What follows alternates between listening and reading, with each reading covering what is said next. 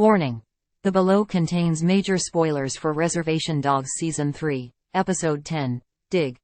Reservation Dogs may only amount to 28 episodes, but its impact will far exceed its runtime, especially after delivering a delightfully satisfying conclusion to a flawless 3-season run with the moving finale installment, Dig.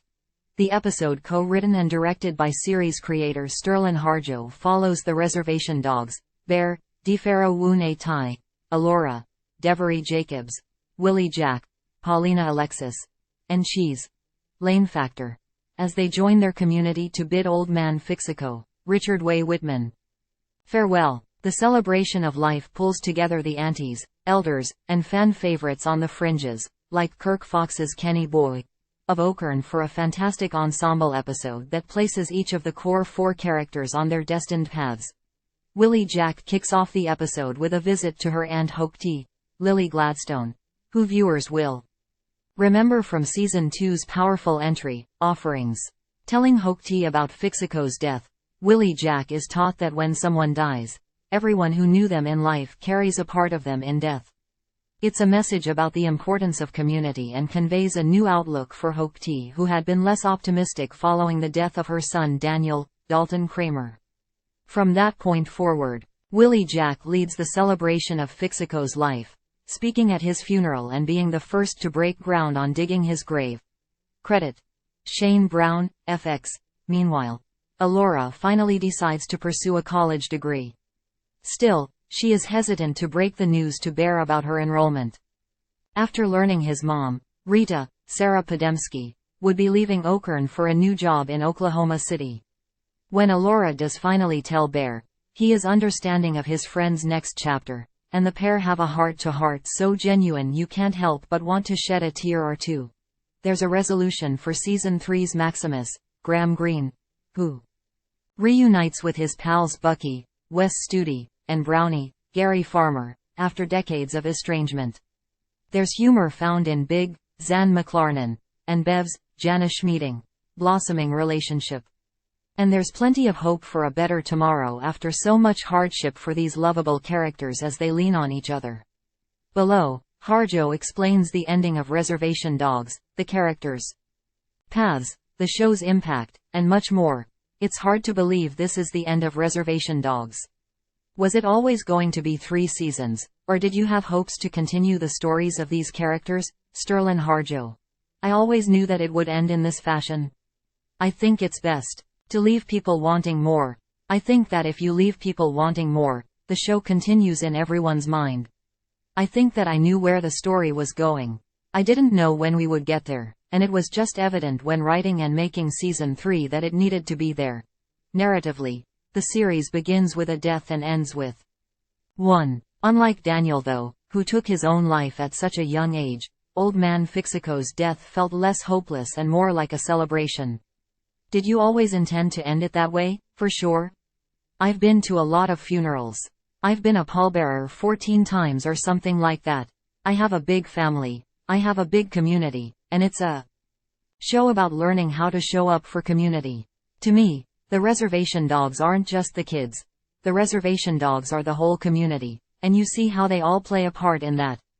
It's about them bringing back lessons that they learned from the loss of their friend and helping their elders and themselves move on from the loss of Old Man Fixico. So, the last episode is an illustration of everything the show's about to me, what they've learned, and how you actually apply those lessons to the community, which I just don't think you see often in television. Credit. Shane Brown, FX. The episode opens with Willie Jack visiting Daniel's mom, her Aunt Okern, in jail. Why was it important to revisit her character, who seemingly has a much more positive lesson and outlook to share surrounding death and community? I knew I was going to bring that character back, but I didn't know if she was going to be out of jail or still in jail. I ultimately liked where we landed because it illustrates how she can be a part of the community even within those walls and can give lessons and also is of value. I think we devalue a lot of people who are institutionalized, and I think that showing her value even from inside was important to me. Fixico's death also reunites Maximus with his estranged pals Bucky and Brownie. Since their bonds were a key story point this season, What was it like getting to see that moment unfold? I mean, first, it was just an honor to have those legends share the screen, which I don't think they've ever shared the screen before. They've been in the same films, but not at the same time, which I'm very proud to be able to do that. A lot of it was I just love all of those guys. They are funny, and they always have been, but they were always cast as very serious people and warriors and things like that. Their humor always came through, but I never saw anything where they got to truly be just themselves and be funny. And I know that they all had so much fun making the show, on one level, too, especially for Native people, seeing our iconic actors imparting these lessons, it's even more meaningful, I think. Imagine being a young Native kid today growing up because I didn't have a show like this, and everywhere I go, young people love the show. I can't imagine just being able to turn a show on and see yourself and your elders and all of your community being represented. It's huge, and I don't think that we'll know how big it is and what an impact it has for a long time. But I feel it already. Credit Shane Brown, FX. It's a show that's definitely grown in popularity from season to season. I love that the show allows people less familiar with the indigenous community to learn about it. I think that you learn a lot from other communities. It's like traveling, right? Some of the best humans and most well-rounded people are people who travel and visit other communities and are open to that. And I think that the show, the way it was made, allows people to be very open to it. And I think people from all different backgrounds learn from the show.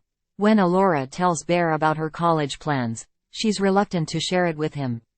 She also tells Bear that she loves him, which they don't usually say so blatantly to each other. How important was it for them to have that breakthrough in their relationship? Time equals 400 ms, greater than they say it, but they'll say, I love you, bitch, which is kind of turned into a joke a little bit. But yeah, I think it was a really important scene. I cry every time. I watched it multiple times. And the actors' performances are so great in it, and in a way, it's them talking to each other too because they've been on this journey for over 3 years. But also for Elora, there are also community members who leave. And your community, a lot of times helps you leave. Everyone in her life wants her to leave and do well because that's what her mom couldn't do. And they had so many dreams. So many dreams were killed with her mom's passing. And they'll never know what her mom could have done or could have been. So I think there is even more pressure for her to leave, and everyone knows she's going to leave, but they try their best to give her what she needs. And I think that she will, in turn, still come back to that community and still be a part of it, even though she's leaving. Credit Arturo Holmes, Getty Images for Tribeca Festival. Time equals 400 ms, greater than when she says she's going to come back on the weekends. I believe her. It's always scary whenever you're trying to predict that. It's scary, and you can tell there's fear in her when she says it, but I think that she needed to tell Bear that she loved him, and he needed to tell her that he loved her. It was a meaningful relationship, and they pushed and pulled throughout the season, but they loved each other. And it's also important to show kids saying that too, I think. I love that moment. On the lighter, more comical side of things, what inspired the big, Zan McLarnon, and Bev, Jana Schmieding, romance this season? Was there any improv involved? There's definitely improv. They stick to the script, but they'll go off when you need him to. But it wasn't a plan, it just made sense. I felt like Big needed someone to love, and he has this guilt that he deals with, and we want to heal for a couple of seasons. We found him this season in a better place where I think that he could take on a relationship. A really dirty talking relationship. He needs some of that, some love. And I think Bev similarly does. Part of it, too, is that they're just them, those actors together. They're so funny that I couldn't wait to get those characters together. Related how Reservation Dogs landed Ethan Hawke as Elora's dad and more.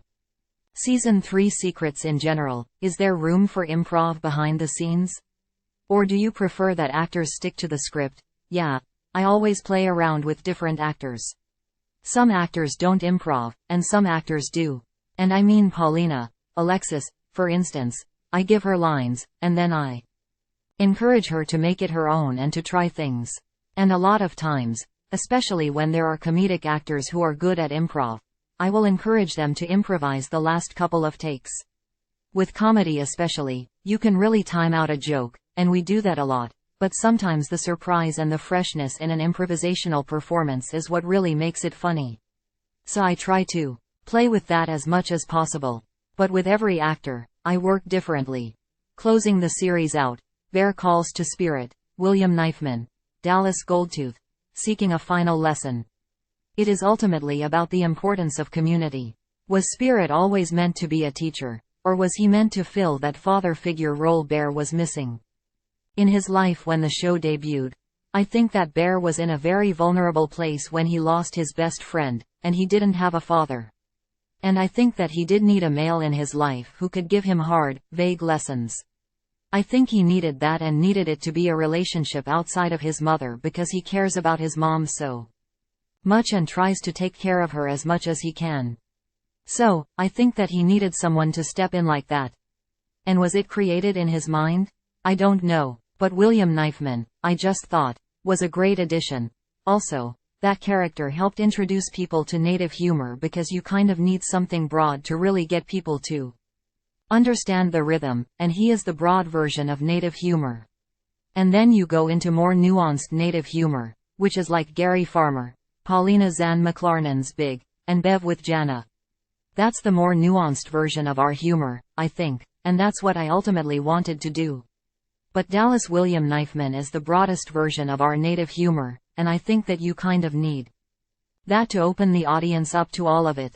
I think that he served a lot of purposes, but he was also there for the audience. Reservation Dogs, streaming now. Hulu. More headlines. Reservation Dogs creator Sterlin Harjo breaks down emotional and satisfying series finale. True Detective. Night Country, sets premiere date, watch chilling teaser video.